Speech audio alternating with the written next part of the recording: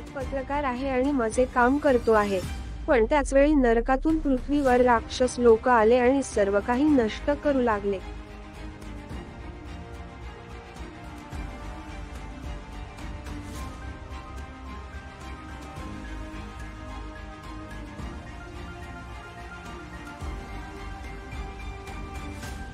लगेचच दिव्य अमृत प्रमाणे शक्तिशाली असे दिव्य दूध पियालो आणि शक्तिशाली झालो. मग मी सर्व राक्षसांचा सर्वनाश केला.